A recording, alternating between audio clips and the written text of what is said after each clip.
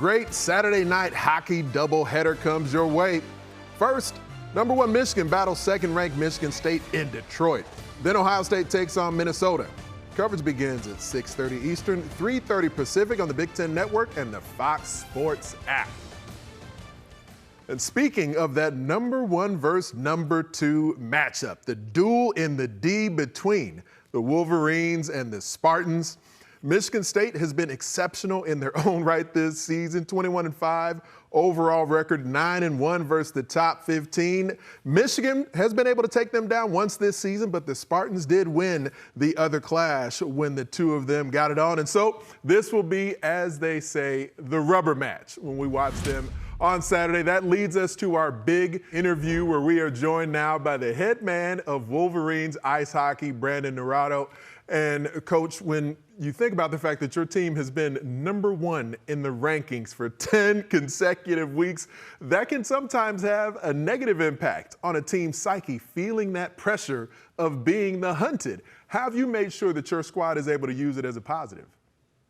Yeah, we're proud of it. I think that makes you even better being hunted by everyone else. It keeps you hungry and just trying to be 1-0 every day and get better every day. And it doesn't hurt that the Big Ten is so tight and so deep that, you don't have a lot of wiggle room to get comfortable. And you've got a really impressive sort of assembly of veteran players, young players, and some of those veterans on your roster really showing a lot of leadership for your team. What do you feel about the mix and the blend of both youth and experience that you've been displaying this year? Yeah, I think over the 4 or 5 years I've been here, you have to have that blend. I think you win with your older guys, and our junior and senior class are special hockey players, but more importantly, special people. And they've helped, the freshman class of 11 guys acclimate quickly in some of the transfers, and everyone's super tight and just gelling together, and it's been working so far. So you're 4 seasons in at this point, leading your alma mater. Can you take me back to the time when you first got this opportunity to lead Michigan hockey? How daunting did that feel to you back at that time? Yeah, probably didn't appreciate it right away. You're thinking all the things you want to do, a lot of new, drinking through a fire hose a little bit. But you have a little success, you figure some other things out. And I just feel like we feel comfortable knowing exactly where we are and where we want to be. Would you say there's been much over the 4 seasons where, you're 40 years old. It's not like you're that long in the tooth yet, but now as you've been able to shape the program in your image, are there ways that you sense that you've evolved as a coach? Big time. I came in with a little bit of experience just from a business side of managing people, and you have a plan every day. And the biggest thing, it's putting out fires every day. It's adjusting, it's tweaking, the change in landscape, the Canadian Hockey League opening up. So I see it as opportunity, and just for us to build a better mousetrap, and and just so these kids, they're getting better every day, but enjoy coming to the rink, having fun, and just playing for Michigan. And I think of, my time playing college football at Iowa. If I would have stuck with coaching, I know that Hayden Fry, Kirk Ferentz, guys like that who led me during my football career would have influenced me quite a bit as a coach. In what ways does Red Berenson, who I know still gets to stay around the program with you, how does he influence the coach that you've become here? Yeah, he's honestly been unbelievable. I have so much more. I always had a ton of respect for Coach as a player here, but even more respect now sitting in this seat. He still comes back, watches practice 2-3 days a week. He's at every game, has his popcorn up in the perch, and everything he tells you, he's bang on. He's still one of the smartest people I know, but he's been unbelievable and just great, in a supportive way. He's not telling me what to do. He's asking a lot of questions, but he's got so much insight and experience, so we take a lot from that. And on the ice, TJ Hughes has been absolutely sensational for you. And he reached a career milestone here recently with his 100th career assist.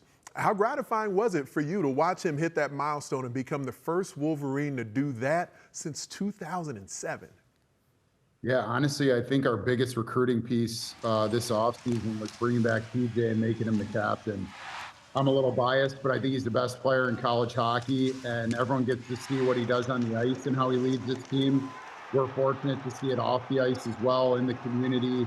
Just a Michigan man, a phenomenal human being, and he's one of those guys that makes everyone around him better. So very fortunate to have TJ and the rest of the leadership group. But what he's doing is special. He's almost going to be the last of a dying breed. He's turned down NHL contracts the last 2 years to stay here, get his degree, and continue to develop. And we're really proud of him and fortunate for that.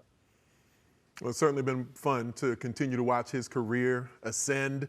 It's also been fun to watch your career ascend as well, Coach. You got that bag last month, got the contract extension.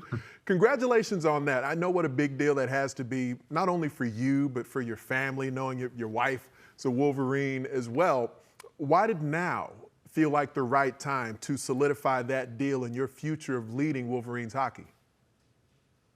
Just knowing, I know I want to be here for a long time. It's special to the family. I've got a 10 and an 8-year-old at home, and it means a lot to them. It's going to be their childhood, all these experiences of, like this weekend, going to the duel in the D or going to Boston or Minnesota for the Frozen Four. Those are lifelong memories that we get to share as a family. And obviously, playing here and living 35 minutes away, it means a lot to us and our family. And just letting the world know that, our staff's here and we're not going anywhere, and we've got a lot of work to do, and we're excited about the process. Are there some ways that it's kind of surreal at times, just to think about, back to your playing career that I'm sure for you at times doesn't feel like it was that long ago, and now you get to lead this program and continue to shape it in your image? Very surreal. Sometimes I feel like I'm still 21 years old and the same age as these guys and what they're going through, but I think that's what drives myself and our staff, is just the mentorship piece. We talk a lot about hockey or recruiting or academics, but having to be able to have a positive impact on these guys and allow them to be the best versions of themselves, that's what drives us. And, even like this year, it's been really cool to see a lot of these guys grow up on and off the ice and see them have success. And it just makes them want to enjoy coming to the rink every day and have those big smiles on their face. You referenced the duel in the D. It's been going on for a decade now. Of course, the rivalry with Michigan State goes back far beyond that. But you've split 2 games so far this season, won a game, lost a game. What would you say from your team's perspective was the biggest difference between the victory you had and the defeat that you suffered at the hands of the Spartans? Yeah, I'd say that both games could have went either way. They were both tight games. It's a bounce here, a bounce there. Both games are pretty evenly matched with the underlying metrics. So I'm watching the replays right now. It's just the game-breaking play, whether it's offensively, defensively, a big save at one end, a good or bad penalty, just taking advantage of the little moments, because this is playoff hockey, and obviously 2 top teams that, either could be number 1 in the country. These are the types of teams you're going to have to beat to win a national championship and Big Ten championship. So there's a lot that goes into this, but at the same time, like, just talking to the guys, like, enjoy it. Like I said, I got a 10 and 8-year-old at home. There's all these young kids that are either Michigan or Michigan State fans coming to the duel in the D, and who knows, like, their lifelong dream in 10, 12 years might be to be in the same seat that you're in. So just enjoy it and have fun, and let's put on a show.